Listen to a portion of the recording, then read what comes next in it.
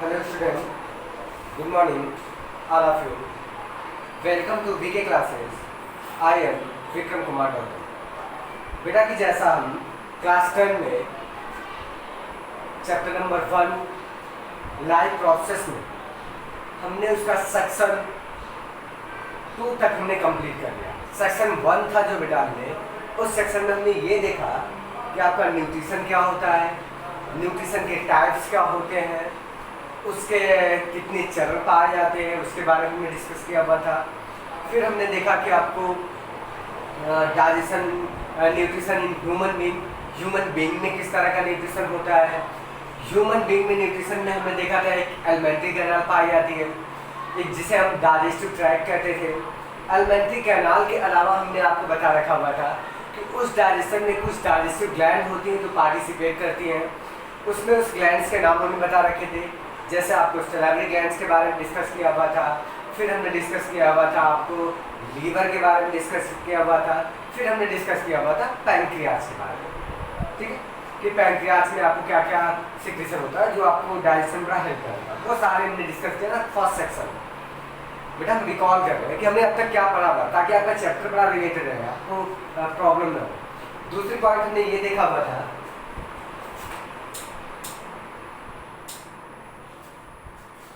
फिर हमने दूसरी पॉइंट पे अगर सेक्शन नंबर 2 में देखा जाए तो सेक्शन नंबर 2 में हमने देखा था रेस्पिरेशन के बारे में. रेस्पिरेशन में हमने बताया था आपको कि रेस्पिरेशन की डेफिनेशन आपको बता रही थी कि रेस्पिरेशन होता क्या है. फिर हमने डिस्कस किया हुआ था कि रेस्पिरेशन के टाइप्स क्या होते हैं. उसमें हमने 2 तरह के रेस्पिरेशन के टाइप्स देखे थे. वो था आपको anaerobic respiration and aerobic respiration. ठीक है, ऑक्सीजन श्वसन और दूसरा क्या था अनऑक्सीजन श्वसन. क्लियर है. फिर उसके बाद हमने उसके डिटेल्स हद तक हमने देखा था लंग्स के बारे में कि वो ह्यूमन में रेस्पिरेशन कैसे होता है, आपको कैसे नसल कैविटी से ट्रैकिया से होते हुए लंग्स में पहुंचता है. जहाँ पे एल्वोली होती है, एल्वोली का नाम कोपिकाएं पाई जाती है, ढेर सारी कोपिकाएं होती है. आपको ये ध्यान रख लीजिएगा कि अगर हमने बताया नहीं होगा तो बेटा इस दौरान बता दूं कि आपको प्रत्येक लोब में, क्योंकि उसके फेफड़े के 2 लोब होते हैं राइट एंड लेफ्ट साइड में, तो प्रत्येक में आपको क्या होता है 15 करोड़ क्या होती है कि आपको कोपिकाएं पाई जाती है, एल्वोली पाई जाती है. ध्यान रखिएगा, बड़ा इंपॉर्टेंट है. आपको कुल मिला के 30 करोड़ आपको क्या होती है जो एल्वोली होती है वो प्रेजेंट होती है एक ह्यूमन बीइंग में, मैच्योर ह्यूमन बीइंग में. ठीक है, एडल्ट ह्यूमन बीइंग में. वो हमने देखा था. फिर उसके स्ट्रक्चर्स हमने कुछ देखे थे. तो ध्यान है कि नोट्स के दौरान आपको स्ट्रक्चर्स भी दे देते हैं, आप स्ट्रक्चर बनाना भूलिएगा क्योंकि बायोलॉजी के स्ट्रक्चर बड़े इंपॉर्टेंट होते हैं. ठीक है, तो उसको आपको बनाते रहिएगा अपने नोट्स पे. फिर उसके बाद हम आज जो डिस्कस कर रहे थे पिछले लेक्चर्स में, तो उसमें हमने डिस्कस किया हुआ था बेटा आपको ट्रांसपोर्टेशन के बारे में. ट्रांसपोर्टेशन क्या होता है तो हमने बताया कि हमारी बॉडी में या फिर ट्रांसपोर्टेशन मीन्स ये होता है किसी भी वस्तु का या पदार्थ का एक स्थान से दूसरे स्थान तक पहुंचाने की जो प्रोसेस होती है, जो क्रिया होती है, उसको हम ट्रांसपोर्टेशन कहते हैं. ठीक है, वाहन कहते हैं, वहन कहते हैं. जैसे हमारी बॉडी में भी होता है तो हमने देखा था transportation in human being. Human being का ट्रांसपोर्टेशन हम पढ़ रहे थे. ह्यूमन बीइंग में ट्रांसपोर्टेशन का हमने पढ़ने से पहले हमने बताया था कि ह्यूमन बीइंग में एक सिस्टम पाया जाता है जिसको हम कहते हैं सर्कुलेटरी सिस्टम. क्योंकि वो ट्रांसपोर्टेशन जो होता है वो बॉडी में आपको एक स्थान से दूसरे स्थान तक जाता है, फिर दोबारा आपको रिटर्न करके आपको क्या होता है जो वेस्ट प्रोडक्ट बनते हैं वो दोबारा आता है. तो हमेशा वो सर्कुलेट होता रहता है एक रिंग की भांति. आपको जैसे हार्ट से डिफरेंट पार्ट तक जा रहा है, फिर हार्ट में आपको ब्लड आना है, फिर आपको ये सारी कहानियां आपको घूमती रहती है. तो इसलिए हम कहते हैं उसको ब्लड सर्कुलेटरी सिस्टम. और उसी सर्कुलेटरी सिस्टम के द्वारा ही क्या होता है निरंतर क्या होता है ब्लड हमारी बॉडी में क्या होता है ट्रांसपोर्ट होता रहता है या सर्कुलेट होता रहता है, जिसके तुलना में आपको क्या होते हैं हर जगह पे न्यूट्रिएंट्स पहुंचाए जाते हैं. ऑक्सीजन आपको क्या होते हैं ऑक्सीजन के मॉलिक्यूल प्रत्येक सेल को पहुंचाई जाती है. जहां पे आपको क्या होती है जिस सेल को आवश्यकता होती है टिश्यूज को, वो क्या होती है उसको यूटिलाइज करते हैं अपनी एनर्जी के लिए. वो हमने पहले भी पढ़ चुका है रेस्पिरेशन में कि ग्लूकोज पहुंचा जैसे सेल को, वहाँ पे ऑक्सीजन पहुंची, फिर उसका क्या मेथड होता है हमने बताया ना, ग्लाइकोलिसिस होती है. फिर उसके बाद माइटोकॉन्ड्रिया में एंट्री करता है, रेस्पिरेशन के दौरान देखा हुआ था. तो वहाँ पे आपको क्या होता है ढेर सारी एनर्जी क्या होती है प्रोवाइड होती है. तो ये सारा मैटर उसी पे डिपेंड होता है कि रेस्पिरेशन क्यों हो रहा था, या फिर डायरेक्शन हुआ तो रेस्पिरेशन हुआ, कोरिलेटेड था और एनर्जी मिल गई। अब आप बात आती है कि सर आप पूछ सकते हो कि सर वो हमने पढ़ लिया तो ये सर्कुलेशन का क्या उससे रिलेशन है। सर्कुलेशन का बड़ा इंपॉर्टेंट रोल प्ले है, क्योंकि इसी के माध्यम से जो ब्लड आपको होता है, blood is the important product of product part या फिर important part for the transportation. Blood जो होता है वो बड़ा इंपॉर्टेंट पार्ट होता है, क्योंकि बेटा उसी के माध्यम, क्योंकि वो लिक्विड माध्यम में होता है जो हमारी बॉडी में निरंतर क्या होता है, सर्कुलेट होता रहता है, ट्रांसपोर्ट करता रहता है विभिन्न पार्ट तक, और उसी के माध्यम से ही क्या होता है कि सारे न्यूट्रिएंट्स हुए, ऑक्सीजन या फिर गैसेज हुई, वो हमारे क्या होते हैं सेलों तक पहुंच पाते हैं। क्लियर है? इसलिए बड़ा इंपॉर्टेंट है। तो हमने उसके ब्लड के बारे में डिस्कस कर रहे हैं, जिसे क्या आए थे ब्लड के बारे में। तो हमने देखा था क्या पिछले लेक्चर्स में कि ब्लड क्या होता है, blood is the connective tissue, fluid connective tissue माना जाता है। एंड आपको क्या होता है, रेड कलर का दिखाया जाता है। ह्यूमन ब्लड देखा जाए तो रेड कलर का ही होता है। क्यों होता है? हमने देखा था कि ब्लड के अगर हम पार्ट को डिवाइड करें तो ब्लड आपको क्या होता है, आपका दो पार्ट्स में डिवाइड किया जाता है। उसके दो पार्ट बनाते हैं, एक प्लाज्मा होता है और एक ब्लड कार्सेल्स होती है। प्लाज्मा का हमने डिफरेंट किया था। प्लाज्मा एक ऐसा पदार्थ होता था जिसमें आपको प्रोटीनस पदार्थ होता है, जिसमें आपको 90 से 92% आपको क्या होता है, वाटर मॉलिक्यूल्स पाए जाते हैं। बाकी 10% एंड 8% नियर अबाउट तो आपको क्या मिलता है, जो ऑर्गेनिक एंड इनऑर्गेनिक सब्सटेंसेज होते हैं। जैसे जो भी हम खा लेते हैं, जैसे अमीनो एसिड हो गई, ग्लूकोज हो गया, फैटी एसिड हो गया, ये सारे आपको उसको घुले रहते हैं, ट्रांसपोर्ट किए जाते हैं। और ध्यान रखिएगा प्लाज्मा में घुले रहते हैं। इसके बाद आपको एक इंपॉर्टेंट पॉइंट हमने भूल गया था, वो इस लेक्चर के दौरान नोट कर सकते हो। ब्लड के प्लाज्मा में रिकॉल करते हैं बेटा, जो छोटा होगा वो कंप्लीट करते हैं। ब्लड का जो प्लाज्मा होता है, प्लाज्मा में आपको एक विशेष प्रकार की प्रोटीन्स भी पाई जाती है।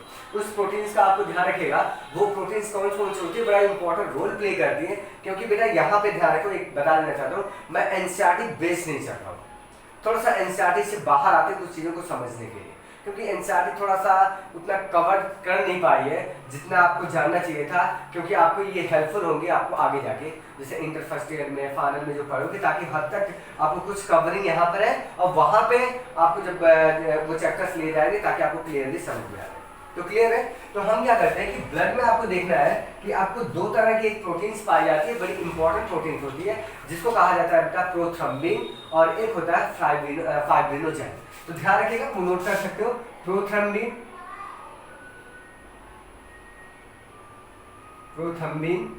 एंड क्या होता है एक, एंड फाइब्रिनोजेन।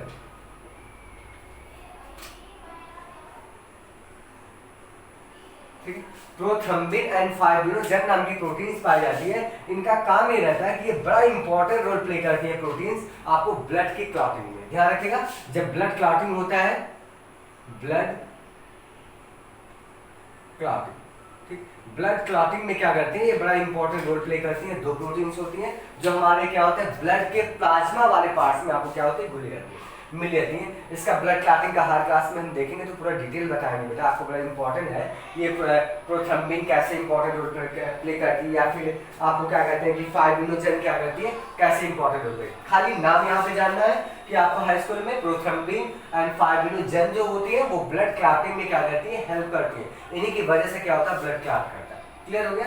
दूसरा एक और इंपॉर्टेंट पॉइंट है कि इसमें एक और आपको मैटेरियल पदार्थ भरा रहता है जिसको कहते हैं बेटा हिपैरिन कहा जाता है। वो भी एक प्रकार की क्या होती है, प्रोटीन्स ही होती है। ध्यान रखिएगा, ये सारे आपको क्या होती है, प्रोटीन्स होती है। कोई पूछे तो बता सकते हो बेटा, ये प्रोटीन्स ही होती है। डिफरेंट टाइप्स के नाम दिए गए, स्पेशल टाइप की प्रोटीन होती है प्रोथ्रम्बिन एंड फाइब्रिन। एक और स्पेशल टाइप की प्रोटीन उसी प्लाज्मा में घुलित रहती है जिसको बोलते हैं बेटा हिपैरिन।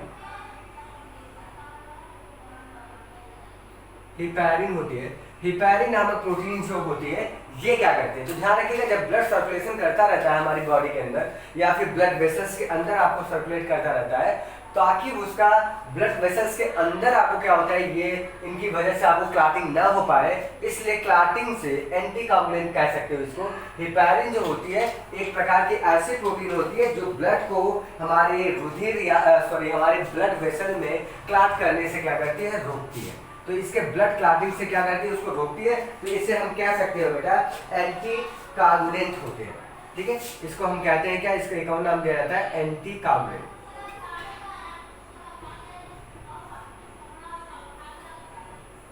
एंटी कोगुलेंट, ठीक है, ध्यान रखिएगा। हिपैरिन को हम क्या कहते हैं, एंटीकॉगुलेंट कहा जाता है।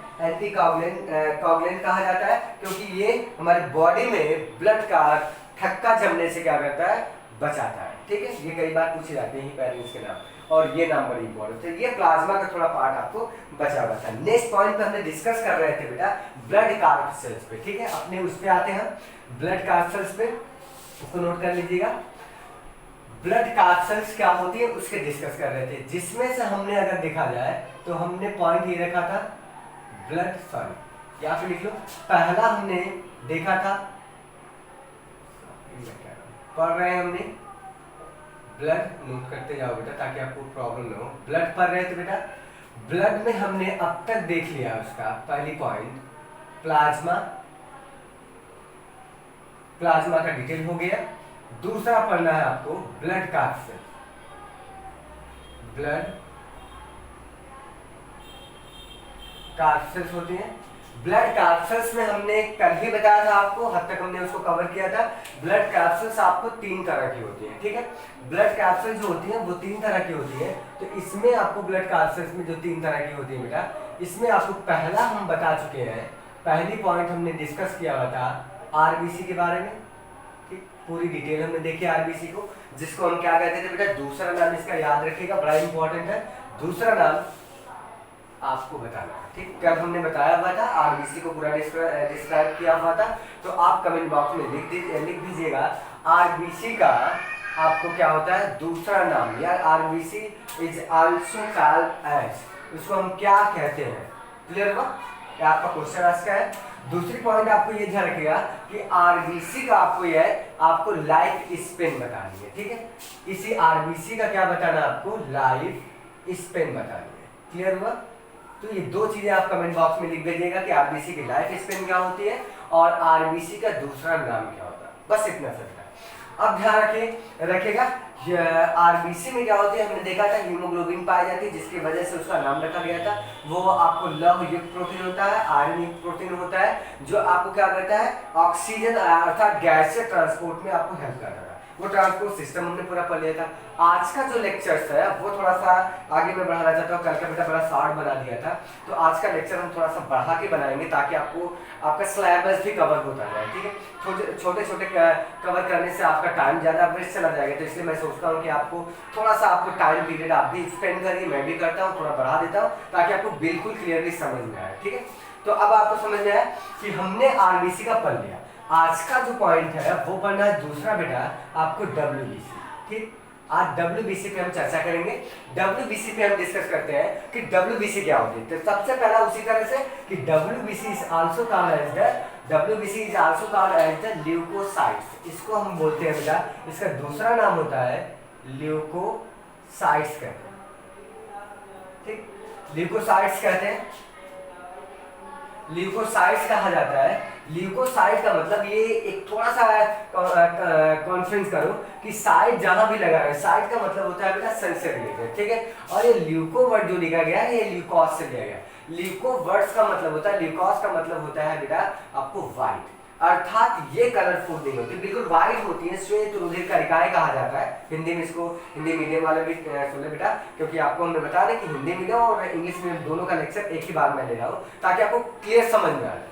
ठीक है, और मैं आशा भी करता हूँ कि हिंदी मीडियम वाले भी बिल्कुल समझ लेते होंगे, क्योंकि उसको हिंदी में पढ़ना बेटा, वो आपको एनसीईआरटी उठाइए हिंदी में पढ़ लीजिए, आपको क्लियर हो जाएगा। और मैं बहुत ज़्यादा इंग्लिश में स्पीच नहीं दे रहा हूँ, ठीक है, आपको समझाने के लिए दे रहा हूँ। तो इस तरह के डब्ल्यूबीसी को हम क्या कहें, आपको ल्यूकोसाइट्स कहा जाता है, ल्यूकोसाइट कहा जाता है। दूसरी पॉइंट ध्यान रखिएगा, जो डब्ल्यूबीसी होती है उनका शेप भी आपको स्फेरिकल होता है, और ध्यान रखिएगा कि इनका शेप आपको फिक्स नहीं होता है, ये अमीबा की भांति। कभी एक बार हमने लेक्चर क्वेश्चन किया होता, ये अमीबा की भांति क्या होती है बेटा, आपको क्या होती है, अपनी साइज को क्या करती है, वेरिएबल होती है, फिक्स इनकी साइज नहीं होती कि हमने इनका शेप और साइज आपको बता दी कि इतना शेप का होगा। तो जनरली आपको ये ध्यान रखना है, अमीबा जिस तरह से अपने शेप को क्या करता है, चेंज करता रहता है, वेरिएबल होता है, फिक्स नहीं होता है, उसी तरह से ह्यूमन बॉडी में डब्ल्यूबीसी होती है जो अपने क्या करती है, शेप को क्या करती है, वेरी कर सकती है। ध्यान रखिएगा, इनका शेप जो होगा वो वेरी करता है, वेरिएबल होता है। शेप जो होगा वो वेरिएबल होगा, डिफरेंट डिफरेंट टाइप्स का शेप वो चेंज कर सकते हैं। क्लियर हो गया? ये आपको बात याद रखिएगा डब्ल्यूबीसी का, कि वो आपको क्या होती है अपने सॉरी हाँ वो अपने आकार को क्या करती है चेंज कर सकती है। और ध्यान रखिए हमारी बॉडी की सबसे बड़ी जो आपको इंपॉर्टेंस है कि ये हमारी इम्यूनिटी को बनाने में बड़ी इंपॉर्टेंट रोल प्ले करती है। इम्यूनिटी का मतलब ये होता है हमारी प्रतिरक्षा तंत्र। हमारी बॉडी में बेटा आप हर क्लास में पढ़ोगे ना तो आपको ये पढ़ना पड़ेगा इम्यून सिस्टम, ठीक है। इम्यून सिस्टम में सिर्फ आपको इन्हीं सारे सेल्स के बारे में बताया जाता है कि ये सेलें कैसे हमारे रोगों से क्या करती है, रक्षा करती है। ये निरंतर हमारी बॉडी को क्या करती है, एडवांटेज देती रहती हैं या फिर ये सुरक्षा प्रदान करती हैं और हमारे क्या करती है, हमारी बॉडी को डिजीज से आपको क्या होती है, दूर रखती है, रोगों से लड़ने की क्षमता होती है। और वो होती है कौन, डब्ल्यूबीसी होती है। डब्ल्यूबीसी ही हमारी क्या होती है, अर्थात डब्ल्यूबीसी को आपको बुक में लिखा होगा कहीं मिल जाएगा। अर्थात डब्ल्यूबीसी को हम क्या कहते हैं, सोल्जर कहते हैं या फिर आर्मी कहा जाता है, ठीक है, सैनिक भी कहते हैं इसको। हमारी बॉडी की आर्मी जो होती है वो कौन होती है, डब्ल्यूबीसी होती है, ल्यूकोसाइट्स होती है, जो हमारे रोगों से लड़ने की क्या होती है, प्रतिरोधक क्षमता बढ़ाती है या फिर हमारे रोगों से लड़ने की ताकत होती है। निरंतर क्या होती है, ये बैक्टीरिया वायरसेस जो रोगाणु होते हैं उनसे क्या करती है, आपको क्या होती है, प्रतिस्पर्धा करती रहती है, उनको किल करती रहती है, डैमेज करती रहती है, अर्थात उनका भक्षण करती रहती है। तो क्लियर है, यहाँ पे डाउट नहीं कि इम्यून सिस्टम का जो आपको पावर बनता है, प्रतिरक्षा तंत्र जो बनता है वो बनता है किससे, आपको डब्ल्यूबीसी से। क्लियर हुआ? फिर आपको ध्यान रखिएगा कि डब्ल्यूबीसी जो होती है इनमें आपको क्या होता है, न्यूक्लियस पाया जाएगा। ध्यान है कि आरबीसी में हमने न्यूक्लियस नहीं बताया, लेकिन डब्ल्यूबीसी में आपको न्यूक्लियस क्या होता है, प्रेजेंट होता है। और न्यूक्लियस में आपको क्या होती है, आपको जनरली लिखा रहता है न्यूक्लियस का, आपको कंडीशन बता दूं बेटा, ये न्यूक्लियस जो होगा डब्ल्यूबीसी का वो आपको पॉलीमॉर्फिक या लोब्ड हो सकता है, पॉलीमॉर्फिक या बाइलोब्ड हो सकता है, मतलब उसके कई लोब हो सकते हैं, कोई जरूरी नहीं कि एक ही न्यूक्लियस में कई न्यूक्लियस आपको मिल सकते हैं डब्ल्यूबीसी में। तो आपको ध्यान रखिए, दूसरी पॉइंट आपको नोट कर लीजिएगा कि डब्ल्यूबीसी की जो लाइफ स्पेन होती है वो आपको बड़ा इंपॉर्टेंट है, लाइफ स्पेन। डब्ल्यूबीसी की जो लाइफ स्पेन होती है वो बेटा आपको होती है 1 वीक टू 2 एक सप्ताह से 2 सप्ताह की डब्ल्यूबीसी की क्या होती है, लाइफ स्पेन होती है। तो क्लियर है, यहां तक समझ में आया? नेक्स्ट पॉइंट चलते हैं कि डब्ल्यूबीसी को उनके जो साइटोप्लाज्म में कुछ आपको कणिका में क्या होते हैं, ग्रेन्यूल्स पाए जाते हैं, ग्रेन्यूल्स कह सकते हो, ग्रेन्यूल्स पाए जाते हैं। उसकी प्रेजेंस पे, उसके एब्सेंस और प्रेजेंस के आधार पर हम डब्ल्यूबीसी को क्या करते हैं, 2 भागों में डिवाइड कर सकते हैं। तो डब्ल्यूबीसी के 2 पार्ट्स आपको मिल सकते हैं, 2 तरह की डब्ल्यूबीसी हो सकती है। पहला आपको पढ़ना है ग्रेनुलोसाइट्स, अर्थात ऐसी डब्ल्यूबीसी जिनमें आपको ग्रेन्यूल्स हो, कणिकामय, जिनके साइटोप्लाज्म में कणिकाएं पाई जाती हो, उनको हम कहते हैं कणिकामय। आपको क्या होते हैं, रुधिराणु, अर्थात कह सकते हो कणिकामय, आपको श्वेत रुधिराणु कह सकते हो हिंदी में, अर्थात क्या कहते हैं, ग्रेनुलोसाइट्स कह सकते हो। क्या कह सकते हो बेटा, उसको हम कह सकते हैं ग्रेनुलोसाइट्स कहा जाता है। तो ध्यान रखिएगा कि 2 तरह की आपको डब्ल्यूबीसी होती है। तो हम यहाँ पे क्लियर लिखते हैं कि आपको डब्ल्यूबीसी को देखते हैं बेटा, डब्ल्यूबीसी जो होंगी वो 2 तरह की होंगी। क्लियर, डब्ल्यूबीसी ध्यान रखिएगा 2 तरह की होती है। पहला फर्स्ट जो होगा वो आपको एक लिख लो ऐसे ही, फर्स्ट जो होगा जिसको कहते हैं ग्रेनुलोसाइट्स,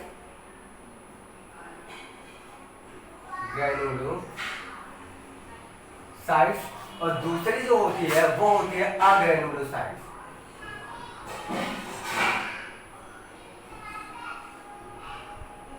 ठीक, क्लियर हुआ?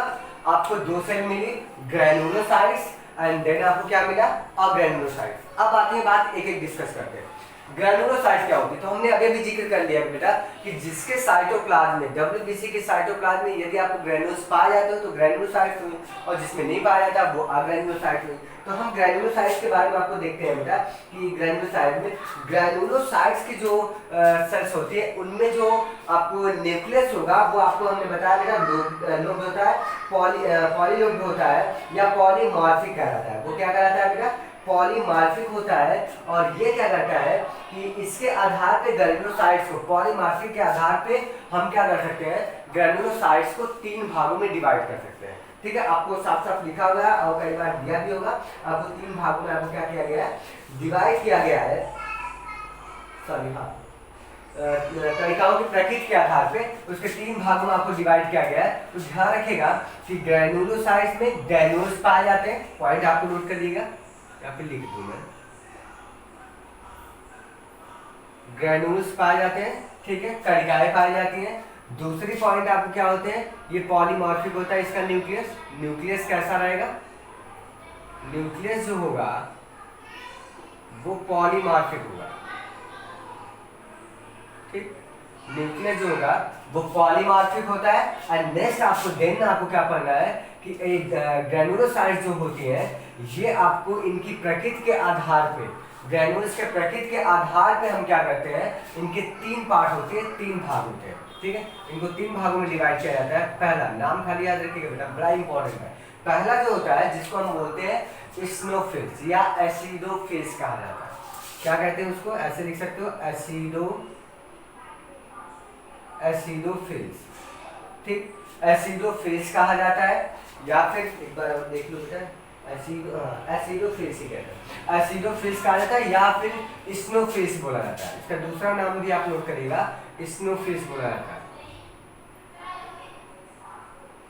स्नोफिल्स कहा जाता है, स्नोफिल्स कहते हैं, ठीक। अब इसको क्या कहते हैं, इसके अभिरंजित में क्या होते हैं, अभिरंजन का मतलब होता है माउंटिंग के आधार पे, अभिरंजन का इसका जब माउंटिंग करेंगे बेटा, लैब में माउंटिंग करते हैं तो ये थोड़ा कलर क्या कहते हैं, एसिड मीडियम में ही क्या करती है, ये आपको अभिरंजित होती है, अर्थात क्षारीय मीडियम में नहीं हो सकती। तो इसलिए इसका नाम रखा गया है एसिडोफिल्स कहा जाता है, या फिर कहते हैं क्या, स्नोफिल्स। क्लियर है। इसके अभिरंजित होने के आधार पे इसका मीडियम एसिड होता है, एसिड मीडियम में अभिरंजित हो जाती है। अभिरंजित का मतलब होता है माउंटेनिंग हो जाती है, माउंटेन हो जाती है, जिसकी वजह से आपको क्या होता है, इनके नाम रखे गए, ठीक है। 3 प्रकार की है, एक एसिडोफिल्स या फिर उसी का नाम है स्नोफिल्स कहते हैं। क्लियर है। दूसरी पॉइंट आपको ध्यान रखनी है, दूसरी जो होती है जिसको कहते हैं बेसोफिल्स कहते हैं। क्या कहते हैं बेटा, बेसोफिल्स। बेसोफिल्स होती है, बेसोफिल्स क्या करती हैं, ये बेसिक मीडियम में अभिरंजित होती हैं, इसलिए इनको हम कहते हैं क्या, बेसोफिल्स कहते हैं। क्लियर है। 2 पॉइंट आपको मिला कि स्नोफिल्स एंड आपको क्या मिला, बेसोफिल्स मिला, ये बेसोफिल्स होती है। नेक्स्ट पॉइंट आपको ये ध्यान रखना है, तीसरी वाली पॉइंट आपको, तीसरी जो होती है, तीसरा आपको होता है जिसको हम कहते हैं क्या, न्यूट्रोफिल्स। ऐसी कोशिका है, इसमें ऐसी भी देखा गया जिनमें क्या होती है बेटा, वो तीनों माध्यम में आपको क्या होती है, अभिरंजित हो जाती है। एसिडिक मीडियम में भी अभिरंजित हो जाती है, बेसिक मीडियम में भी अभिरंजित हो जाती है, या फिर न्यूट्रल रहती है तब भी वो क्या होती है, न्यूट्रलाइज हो जाती है। तो इसलिए हम उसको नाम रखते हैं न्यूट्रोफिल्स कहते हैं, न्यूट्रोफिल्स। क्लियर है। आपको ग्रैनुलोसाइट्स में कितने तरह की पाई जाती है, 3 तरह की, नाम याद है सबका आपको, एसिडोफिल्स, बेसोफिल्स एंड न्यूट्रोफिल्स। आपने कभी ब्लड का टेस्ट देखा होगा किसी का, आप वो मेडिकल में, तो आपको ये सब मीडियम आपको दिया रहता है, नाम लिखा रहता है, कितने क्यूबिक सेंटीमीटर, कितने पाए जाते हैं, काउंटिंग करते हैं। इनकी बढ़ जाने की वजह से भी आपको बीमारियां होती है, तो हर क्लास में हम देखेंगे बहुत सारे इसके रीजन होते हैं बेटा। तो एसिडोफिल्स के बढ़ जाने से क्या प्रॉब्लम होगी, या कम हो जाने की वजह से क्या प्रॉब्लम होगी, तो ये सारे काउंटिंग बड़े मेंटेन रहते हैं हमारी बॉडी ब्लड में, ठीक है। तो ये 3 तरह के आपको साइड मिली। अब दूसरे वाली पॉइंट पे आते हैं, अग्रैनुलोसाइट।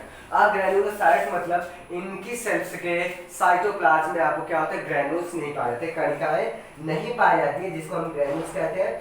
वो कणिकाएं नहीं होती है और उनमें केंद्र बहुत बड़ा होता है, और इसका कोशिका द्रव्य जो होता है बहुत कम होता है, क्योंकि ये सेल्स आपको क्या होते हैं, केंद्र का आपको क्या होता है बेटा, बड़ा होगा, जिसकी वजह से साइटोप्लाज्म जो होगा, कोशिका द्रव्य जिसे कहते हो, साइटोप्लाज्म क्या होता है, कम होता है, और इसमें ग्रैनुल्स नहीं पाए जाते।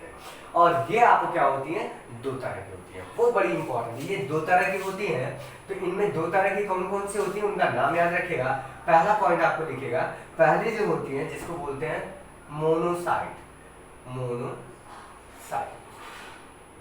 मोनोसाइट कहते हैं। मोनोसाइट का ध्यान रखिएगा, मोनोसाइट एक ऐसी आपको सेल्स है, WBC है, कि जो कि आपको क्या होती है, हमारे ब्लड में प्रेजेंट रहती है और हमेशा ट्रेवल करती रहती है, पूरा मूवमेंट करती रहती है हमारी बॉडी में, और ये क्या करती है, बैक्टीरिया को क्या करती है, इंगल्फ करती है। अर्थात ये आपको बैक्टीरिया, वायरस से जो हानिकारक पदार्थ आते हैं उनको किल करती रहती है और उनका भक्षण कर लेती है, और इसलिए ये क्या करती है, हमारे बॉडी में क्या करती है, प्रतिरक्षा तंत्र का एक हिस्सा होती है। ठीक है, तो आपको इसका फंक्शन पता चल गया। दूसरा पॉइंट आपको याद रखना है बेटा, आपको लिम्फोसाइट, लिम्फोसाइट बड़ी इंपॉर्टेंट आपका नाम है। दूसरा है लिम्फोसाइट्स। लिम्फोसाइट्स, लिम्फोसाइट्स को हम देखते हैं। लिम्फोसाइट्स जो होती है वो क्या करती है, एक प्रकार की वो भी आपको अग्रेन्युलोसाइट्स होती है, डब्ल्यूबीसी के ही पार्ट्स होते हैं। इनमें क्या होता है, लिम्फोसाइट्स ऐसी सेल होती हैं जो कि आपके लिम्फेटिक लोड में इनका निर्माण होता है, और ये हमारी बॉडी की सबसे ताकतवर क्या होती है सेल्स मानी जाती है, सबसे ताकतवर सेल्स मानी जाती है। जो लिम्फोसाइट्स होती हैं ये हमारे प्रतिरोधक या एंटीबॉडीज का क्या करती हैं, पार्ट करती है, एंटीबॉडीज बनाने में क्या करती है, हेल्प करती है। ये आपको ध्यान रखिएगा, डब्ल्यूबीसी का और ये आपको लिम्फोसाइट्स का हमने बिल्कुल क्लियर कर लिया हुआ है। तो हमको क्या पता चला कि मोनोसाइट बैक्टीरिया का भक्षण करती है, फेगोसाइटोसिस करती है, वो इंगल्फ करती है, और लिम्फोसाइट क्या होता है, प्रतिरक्षा तंत्र बनाता है, हमारा इम्यून सिस्टम मैक्सिमम आपको लिम्फोसाइट से बना रहता है, और ये क्या होती है, सबसे ताकतवर कोशिकाएं होती हैं। और ये जो लिम्फोसाइट्स हैं इनकी वजह से ही क्या होते हैं, हमारे जो बैक्टीरिया बाहर से जब आते हैं तो ये इनके अनुसार ये एंटीबॉडीज का क्या करती है, निर्माण करती है। अर्थात ये एंटीबॉडीज का हमारी बॉडी में एंटीबॉडीज का जो निर्माण करने वाली सेल होती है वो होती है कौन, लिम्फोसाइट्स। तो ये रहा, हमने व्यू देखा आपको थोड़ा सा जो भी फंडामेंटल था कैरेक्टर जो हाई स्कूल के लेवल पे दिया हुआ था वो हमने देख लिया आपको डब्ल्यूबीसी का। आज हम थोड़ा सा ये ब्लड का आपको चैप्टर खत्म कर लेते हैं, तो हम कल आपको स्टार्ट करेंगे दूसरा। नेक्स्ट पॉइंट आपको मिली, नेक्स्ट पार्ट में आपको क्या पढ़ना है, ब्लड कैप्सूल का दो खत्म हो गए ब्लड कैप्सूल में, तीसरा रह गया है आपको प्लेटलेट्स। प्लेटलेट्स को थोड़ा सा ध्यान रखो, ब्लड प्लेटलेट्स क्या होती है, ठीक है, तीसरा है ना इसका ब्लड कैप्सूल का तीसरा पार्ट।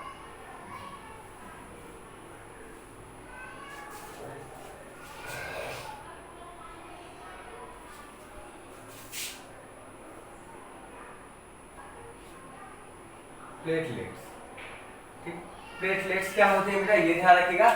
जैसे आप सपोज करें हो कभी थोड़ी सी इंजरी हो जाती है, चोट लग जाती है, तो आपका ब्लड का रिसाव होने लगता है, बॉडी से बाहर ब्लड निकलने लगता है। तो क्या होता है, यदि आपको सपोज करो कि यदि वो ब्लड बार बार एकदम रिश्ता रहे, तो कुछ समय बाद ऐसा कंडीशन आएगा कि बॉडी का क्या होता है, वेट बॉडी का ब्लड हद तक क्या होता है, बाहर निकल जाएगा, और वो डेथ के कगार पे क्या कर सकता है, व्यक्ति आ सकता है। तो कंडीशन क्या होती है, उसको बचाने के लिए ब्लड की जो जहां से वो रिसाव होता है उसको बचाने के लिए ब्लड में हमेशा क्या होती है, फैली रहती है एक सेल होती है जिसका नाम है प्लेटलेट्स। वो प्लेटलेट्स क्या करती है, जहां से इंजरी हुई है, जहां पे इंजरी होती है बेटा, उनको आपको सेंस किया जाता है, वो सेंस करती है, और जहां से इंजरी रहती है वहां पे आपको नेटवर्क बना देती है। नेटवर्क का मतलब एक जाल बना लेती है, और वहीं पे हमने एक आपको याद रखा होगा कि हमने प्लाज्मा में आपको एक प्रोटीन बताई थी, प्रोथ्रम्बिन और फाइब्रिनोजेन, दोनों मिलकर हेल्प करके यहाँ से ब्लड के रिसाव को क्या करती है, रोक लेती है, तो ब्लड बाहर नहीं निकल पाता। इसलिए आपको कह सकते हो कि ये प्लेटलेट जो होती है ये ब्लड क्लॉटिंग में क्या करती है, हेल्प करती है। बस इनका इतना ही फंक्शन है, तो ये फंक्शन आपको ध्यान रखिएगा हाई स्कूल के लेवल पे। तो आपको ब्लड प्लेटलेट्स का क्या फंक्शन है, ये ब्लड क्लॉटिंग में क्या करती है, हेल्प करती है। ध्यान रखिएगा, ये ब्लड क्लॉटिंग में क्या करती है बेटा, ब्लड क्लॉटिंग में हेल्प करती है, ब्लड क्लॉटिंग में क्या करती है, हेल्प करती है, इनका काम होता है। तो ये जनरली हमने आपको देख चुके हैं कि अब तक हमने कवर कर लिया है आपका ये ब्लड हो गया, ब्लड प्लाज्मा हो गया, प्लाज्मा ब्लड कैप्सूल्स हो गए, ठीक है। अब हमको क्या पढ़ना है, वो बड़ी इंपॉर्टेंट पॉइंट आपको करना है, वो पढ़ना है बेटा, हमारा पॉइंट ये रहा कि थोड़ा सा हम एक्स्ट्रा चीज बता दें, ध्यान रखिएगा केवल आरबीसी भी खत्म कर लिया, कुछ पॉइंट आपको नोट करिएगा, केवल आरबीसी में न्यूक्लियस नहीं पाया जाता, वो भी स्तनधारियों के, ठीक है, स्तनधारियों के आरबीसी में ही सिर्फ आपको क्या होता है, आपको क्या कहते हैं, आरबीसी में केंद्रक नहीं पाया जाता है, और अन्य कोशिकांग भी नहीं पाया जाता, ठीक है, ध्यान रखिएगा। मतलब आरबीसी में ही सिर्फ क्या होता है, स्तनधारी का मतलब मैमल्स, बराबर, 9th में हमने क्लासिफिकेशन बताया था। मैमल्स में आपको क्या होते हैं कि आरबीसी में न्यूक्लियस नहीं मिलता, बाकी समय कहीं में पाया जा सकता है, ठीक है। अगली पॉइंट देखिएगा, ध्यान रखिएगा कि मनुष्य में लाल रक्त का जीवन काल, वो तो हमने बता दिया है कि आरबीसी में, और हाँ आरबीसी की जो डेथ होती है, आरबीसी का निर्माण जो होता है, हाँ निर्माण तो हमने बताया, भूल गया था बेटा। आरबीसी का निर्माण जो होगा, आरबीसी का जो निर्माण होता है वो आपको रेड बोन मैरो में होता है, red bone marrow, red bone marrow में होता है, जिसको कहते हैं आपको लाल अस्थि मज्जा कहा जाता है, उसमें होता है, उसमें होता है रेड बोन मैरो। आप कहोगे सर ये क्या होता है, तो आपको पता है बोन्स देखो, बोन के अंदर आपको क्या होते हैं, आपको कभी चिकन वगैरह खाया होगा उसमें देखोगे तो आपको क्या कहते हैं, रेड कलर का सब खाली स्थान मिलेगा, उसमें भरा रहेगा रेड कलर का, अर्थात वहीं पे रेड बोन मैरो में ही क्या करता है, आपको फॉर्मेशन होता है किसका, आरबीसी का होता है।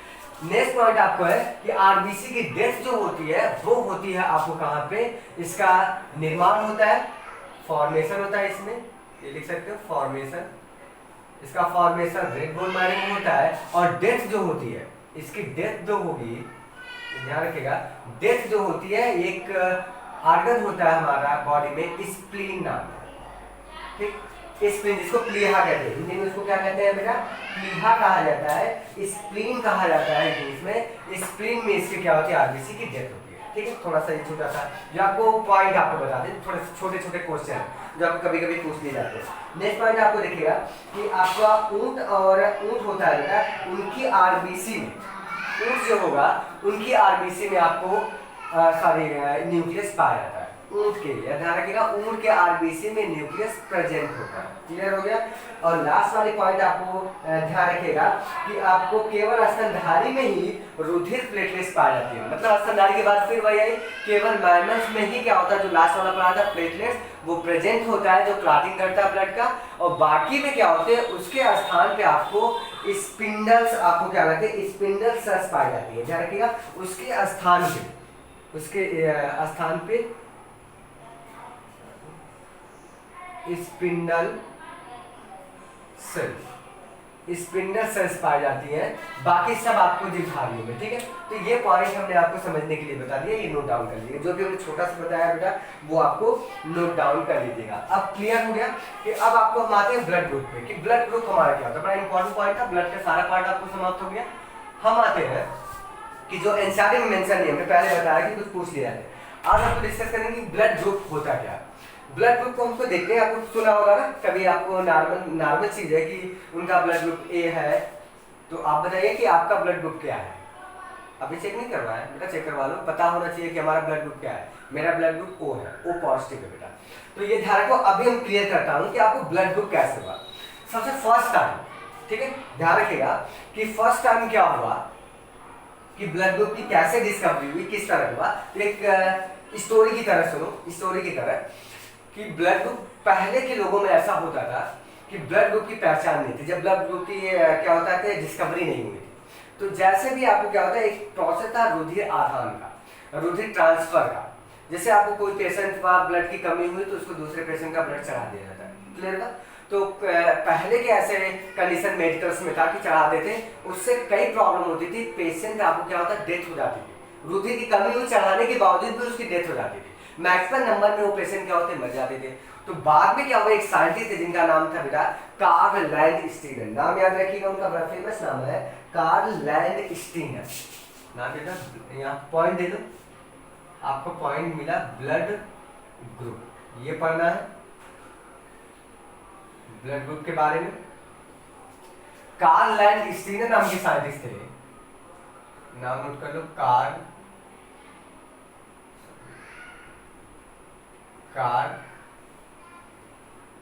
लैंडस्टीनर। कार्ल लैंडस्टीनर ने ब्लड ग्रुप की क्या की थी, डिस्कवरी की थी। कब की थी बेटा, ध्यान रखिएगा 1902 में। और इसी ब्लड ग्रुप की डिस्कवरी करने के लिए उनको नोबेल प्राइज मिला था सन 1930 में, नोबेल प्राइज। इस कार्य के लिए 1930 में उनको क्या मिला था, नोबेल प्राइज। अब ध्यान से सुनो कि उन्होंने कैसे डिस्कवरी की थी। तो उन्होंने क्या किया, इस पे वर्क करना चालू किया। जब दूसरे का ब्लड चढ़ा देते थे, पेशेंट डेथ कर जाता था, तो उन्होंने इसकी कागार को देखा कि ये रूटीन का आधार होता है, तो प्रॉब्लम कैसे क्रिएट होती। तो उन्होंने वर्क किया और ऑब्जर्व किया और स्टडी की, तो पता चला कि मनुष्य के, ह्यूमन बीइंग्स के ब्लड के प्लाज्मा में विशेष प्रकार की प्रोटीन होती है। ध्यान रखिएगा, प्लाज्मा पढ़ चुके हैं। विशेष प्रकार की प्रोटीन पाई जाती है, स्पेशलाइज्ड प्रोटीन पाई जाती है, और प्लस आपको उसी ह्यूमन बीइंग्स के आपको आरबीसी के क्या कहते हैं, प्लाज्मा मेम्ब्रेन पे, आपको सेल पढ़ा हुआ ना प्लाज्मा में, आफ्टर कवरिंग होती है प्लाज्मा, आरबीसी की प्लाज्मा मेम्ब्रेन पे भी आपको क्या होती है, आपको विशेष प्रकार की क्या होती है, प्रोटीन पाई जाती है। और जो आरबीसी के प्रोटीन्स पाई जाती है, वो उसका नाम रखा गया था बेटा आपको एंटीजन, उन्होंने नाम दिया था। ठीक है, ध्यान रखिएगा, ध्यान सुनिएगा, उन्होंने नाम दिया था क्या आपको, आरबीसी की प्लाज्मा पे, आरबीसी की प्लाज्मा मेम्ब्रेन पे एक स्पेशल टाइप की आपको क्या होती थी, प्रोटीन्स पाई गई थी, जिसका नाम था आपको क्या उन्होंने रखा था, एंटीजन कहा था, एंटीजन। ठीक, ये एंटीजन क्या होती है, एक स्पेशल टाइप की प्रोटीन ही है, एंटीजन है, और ये एंटीजन आरबीसी में आपको दो तरह की पाई जाती थी। उसका उन्होंने नाम दिया था एंटीजन ए एंड क्या था बेटा, बी। क्लियर है, एंटीजन ए एंड क्या था, बी। अब आगे देखते हैं, फिर उन्होंने प्लाज्मा में किस तरह की विशेष प्रकार की क्या कहते हैं, प्रोटीन्स का निर्माण, प्रोटीन्स को देखा था। प्लाज्मा में जो स्पेशल टाइप की प्रोटीन्स मिली थी, उसको उन्होंने नाम दिया था एंटीबॉडी। क्या नाम दिया था, एंटीबॉडी। ठीक, ये भी आपको दो तरह की होती है, इसको आपको ऐसे करते हैं, स्मॉल ए से, और ये स्मॉल बी। ठीक है, दो तरह की ये भी होती है। इसी के आधार पर उन्होंने क्या किया, ब्लड ग्रुप को डिफाइन किया। कंडीशन क्या होगा कि एंटीबॉडी, एंटीजन जो होता है, जिस ब्लड ग्रुप में एंटीजन आपको, अगर आपको देखिए एंटीजन के आधार पर उन्होंने डिवाइड किया, तो ब्लड ग्रुप आपको क्या मिल गया, 4 तरह का ब्लड ग्रुप उन्होंने बनाया। अब वो ब्लड ग्रुप ध्यान रखिएगा कैसे आपको डिफाइन कर सकते हो बेटा। तो आपको हम थोड़ा सा ये आपको रिमूव करते हैं, इसको नोट डाउन कर लीजिएगा, हम रिमूव करते हैं आपको। क्लियर हो गया, शायद स्क्रीनशॉट ले लिया होगा आपने। आगे आते हैं, ब्लड ग्रुप जो मिला, अब ब्लड ग्रुप को हम क्या करते हैं, डिफाइन करते हैं, या फिर उसके ग्रुप को करते हैं। तो यहां पे लिख लो, ये ब्लड ग्रुप, दूसरा पॉइंट आपको लिख सकते हो एंटीजन, और तीसरा आपको हमने बताया था एंटीबॉडी। इसी के आधार पर एंटीबॉडी।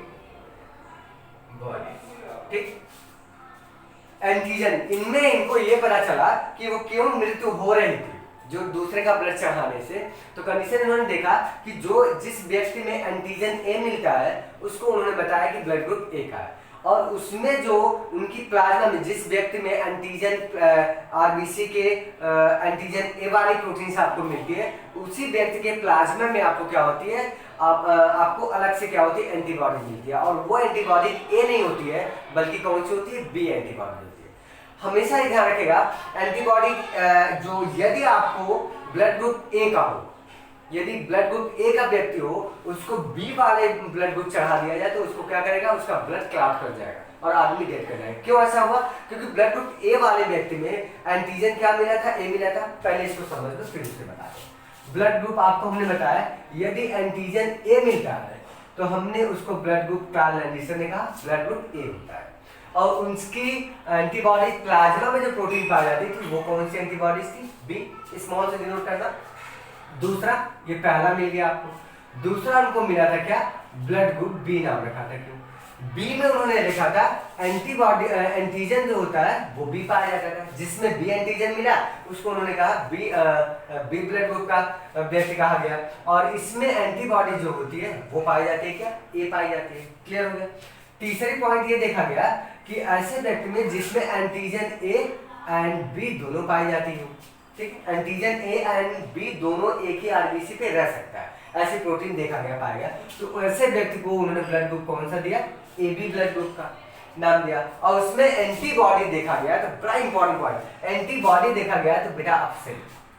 ठीक, उसमें कोई भी एंटीबॉडीज नहीं मिली। नेक्स्ट पॉइंट आपको चौथा उन्होंने देखा कि ब्लड ग्रुप को कि ऐसा ब्लड ग्रुप पाया गया कि जिसमें एंटीबॉडीज क्या थी, बिल्कुल थी ही नहीं, लेकिन सॉरी एंटीजन नहीं था, लेकिन एंटीबॉडीज आपको क्या थी, ए एंड बी दोनों थी, ए एंड बी एंटीबॉडी दोनों थी, और उसका नाम उन्होंने रखा क्या, ओ। अब ध्यान से सुनो, ब्लड ग्रुप को हमको डिस्कस हो गया कि ब्लड ग्रुप आपको कार्ल लैंड ने डिस्कवर किया था और 4 टाइप के ब्लड ग्रुप बताया था। Blood group A, B, A B and O type के होते हैं। ब्लड ग्रुप ए में एंटीजन क्या मिलता है, ए मिलता है, एंटीबॉडीज बी मिलते हैं। ब्लड ग्रुप बी में एंटीजन बी मिलता है और एंटीबॉडीज क्या मिलती है, ए मिलती है। ब्लड ग्रुप ए बी वाले व्यक्ति में एंटीजन क्या मिलता है, ए बी मिलता है, लेकिन एंटीबॉडीज कोई नहीं होती है। और ब्लड ग्रुप ओ वाले व्यक्ति में आपको क्या होता है, एंटीजन कोई भी नहीं मिलता और एंटीबॉडीज क्या मिलती है, ए बी मिलती है। अब देखो क्या होता है कि कंडीशन ये रहा कि इसमें यदि ब्लड ग्रुप हम लेते हैं, कैसे कैलकुलेट किया, कैसे वोटेट कर रहा था, तो यदि ब्लड ग्रुप ए वाला है, ब्लड ग्रुप ए वाला है बेटा, इसको यदि ब्लड ग्रुप बी का आपको क्या कहते हैं, रुधिर चढ़ा दिया जाए, तो कंडीशन क्या देखा गया कि एंटीजन ए था, ठीक है ध्यान सुनेगा, एंटीजन उसका ए था और एंटीबॉडीज आपको क्या मिली, ए मिली। वो दोनों आपस में क्या करेंगे, आपको कोagulate कर जाएंगे, ठीक है, चिपक जाएंगे, जिसकी वजह से वो ब्लड क्या कर जाएगा, क्लॉट हो जाएगा। जैसे ही हमने चढ़ाया 2-4 मिनट 5 मिनट नहीं गया होगा, उसके ब्लड में पहुंचा और उसका ब्लड जो बचा हुआ था वो क्लॉट कर गया, बेटा उसका सर्कुलेशन रुक जाएगा, अर्थात व्यक्ति की क्या हो जाएगी, डेथ हो जाएगी। तो इसलिए ऐसे व्यक्ति को हम पहले ब्लड को चेक करते हैं कि कौन सा है, तब डॉक्टर आपको बेटा चढ़ाते हैं। ये बड़ा ये आज के मेडिकल्स में बड़ी फैसिलिटी हुई, उसके डिस्कवरी होने के बाद बड़े मेडिकल में आपको आए कि बहुत सारे लोगों की इससे जान बच गई। तो अब कंडीशन ये रहा कि अब इसमें देखा गया वही कंडीशन थी, इसको नहीं दे सकते। दूसरी पॉइंट आपको देखो, ए बी वाले के पास आपको एक भी एंटीबॉडीज नहीं है, इसलिए ए बी वाला क्या कर सकता है, ए बी वाला जो होगा वो ब्लड ग्रुप किसी भी का क्या कर सकता है, ले सकता है। क्यों, क्योंकि देखो ओ का लेगा तो इसके पास एंटीजन नहीं है, वो क्लॉट नहीं करेगा, ये सबका ले सकता है, ठीक, ये बी वाले का भी ले सकता है और क्या ए वाले का भी ले सकता है। ध्यान से सुनिएगा, ए वाले का भी, क्योंकि इसके पास एंटीबॉडी दोनों तरह की है, सॉरी एंटीजन दोनों तरह की, एंटीबॉडी है ही नहीं, तो ये आपको इनका भी ले सकता है और इसके पास तो एंटीबॉडीज ही नहीं जो उसको क्लॉट करवा सके, तो इसलिए आपको क्या कर सकता है, तीनों का ले सकता है। इसलिए ब्लड ग्रुप ए बी को ध्यान रखेगा, ब्लड ग्रुप ए बी को हम क्या कहते हैं, एक नाम देते हैं, एक्सेप्टर कहते हैं, एक्सेप्टर कहा जाता है, नाम याद रखिएगा। ए बी को क्या कहते हैं, एक्सेप्टर कहते हैं। ब्लड ग्रुप ए बी को, ए बी व्यक्ति वाला जो ब्लड ग्रुप वाला होगा वो किसी भी व्यक्ति का क्या होता है, ब्लड ग्रुप वाला, चाहे जैसा भी हो, चाहे ए वाला हो, चाहे बी वाला हो, चाहे ओ वाला हो, किसी भी का वो ब्लड ग्रुप क्या कर सकता है, ले सकता है। क्लियर है। दूसरी पॉइंट एक और हम आपको यहाँ बताते हैं, जैसे इसमें देखा गया कि ब्लड ग्रुप ओ वाले के पास एंटीबॉडीज नहीं थी, एंटीबॉडीज नहीं थी, लेकिन आपको क्या करेगा, सॉरी एंटीजन नहीं था, तो ये क्या कर सकता है, ब्लड ग्रुप क्या कर सकता है, किसी का ले सकता है, इम्पॉसिबल नहीं ले सकता बेटा। एंटीजन जैसे ही ये वाले का लेगा, ये तो इसके पास एंटीजन नहीं मिला, ये क्लॉट कर गया, इससे क्लॉटिंग हो जाएगी, इससे इसके पास एंटीबॉडीज है, ये वाला बैलेंस किया तो क्लॉटिंग हो जाएगी। इस कारण से बी वाले का अगर लेगा तब भी देख लो कि बी वाला एंटीजन है, इससे क्लॉट कर सकता है, ठीक है। अब आपको कहानी ये इंपॉर्टेंट है कि ये जो आपको ब्लड ग्रुप वाला होता है बी ओ वाला, ये ब्लड ग्रुप क्या कर सकता है, किसी का ले नहीं सकता है, सिर्फ अपने ग्रुप वाले का ही ब्लड ग्रुप ले सकता है और देने के लिए सबको दे सकता है। ये ए बी को भी दे सकता है, बी को भी दे सकता है और ओ को भी दे सकता है। क्लियर।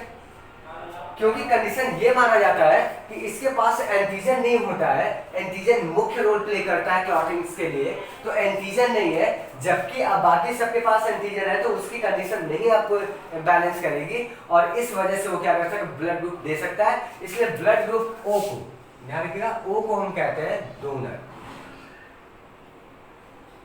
क्या कहते हैं इसको, डोनर। तो क्लियर हुआ। ये हमने अब अध्ययन किया बेटा आपको ब्लड ग्रुप के बारे में, आपको एंटीजन और एंटीबॉडीज ये सारे आपको हमने देख लिए, एंटीबॉडीज क्या होती है, इस तरह से आपको कंडीशन हुआ। अब आपको पॉइंट सिर्फ इतना समझना है, ब्लड ग्रुप हमने पढ़ लिया, हमको ये लिखना है आपको फंक्शन ऑफ ब्लड, इसको नोट कर लीजिएगा बेटा, बहुत सिंपल है, पढ़ लिया हमने लेक्चर के दौरान ही पता होगा। अब आपको जानना है कि फंक्शन ऑफ ब्लड का क्या फंक्शन होता है, तो आप सिंपल से बता सकते हो, सिर्फ नाम आपको ध्यान रखिएगा, साइड वाली बुक में बहुत लिखे गए, function of blood. Function of blood. Blood का फंक्शन क्या होता है? तो ब्लड का फंक्शन आपको ध्यान रखें। पहला पॉइंट तो आपको ऐसे ही ब्लड का फंक्शन आपको कह सकते हो कि ये क्या करता है, ये पोषक पदार्थों को, न्यूट्रिएंट्स को ट्रांसपोर्ट करता है। जितने भी पोषक पदार्थ हम भोजन के द्वारा लिए हैं वो क्या करता है, न्यूट्रिएंट्स को ट्रांसपोर्ट करता है। तो यहाँ पे लिख सकते हो न्यूट्रिएंट्स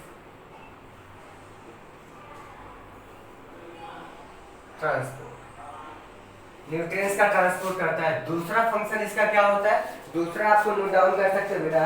दूसरा क्या है, विभिन्न पदार्थों का ये ट्रांसपोर्ट करता रहता है, जितने भी वेरियस सब्सटेंसेस होते हैं। दूसरा है ये आपको ऑक्सीजन का भी ट्रांसपोर्ट करता है। ये क्या करता है,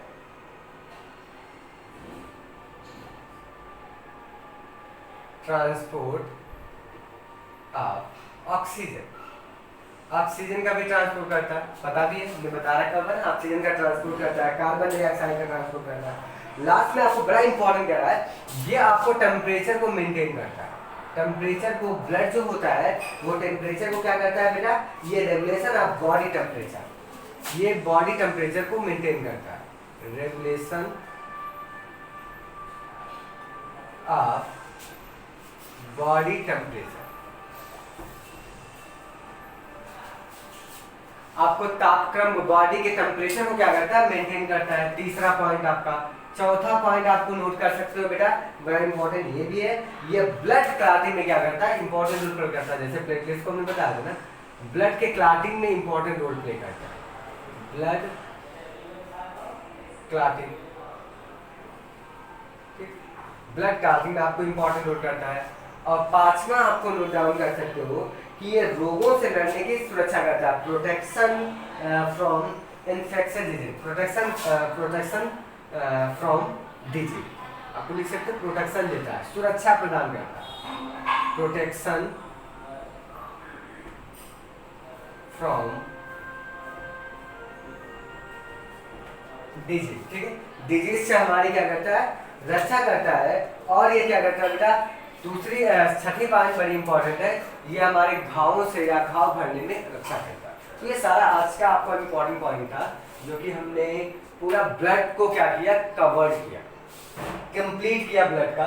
तो जो भी आज का बेटा लेक्चर था वो समाप्त हुआ आपका यहाँ से। नेक्स्ट वाले पॉइंट में आपको बता दें, हम आपको सर्कुलेशन वाला पॉइंट आपको समझाएंगे, हार्ट के बारे में। हार्ट के बारे में हम देखेंगे हार्ट कैसा होता है, उसका स्ट्रक्चर कैसा हो, वो सर्कुलेट कैसे करता है, कैसे सर्कुलेशन पूरी कहानी होती है, उसको पूरा समझेंगे हम, सर्कुलेशन का आपका, ठीक है। तो बॉडी में कैसे आपको ट्रांसफर होके जाता है तो हमको बिल्कुल समझ में आ जाएगा। तो आज के लिए बस इतना ही बेटा, आपका लेक्चर समाप्त हम करते हैं आपको। और पढ़ते रहिए, आशा करता हूँ कि बहुत मेहनत करते होंगे, हार्ड वर्क करिए बेटा। Best of luck, thank you.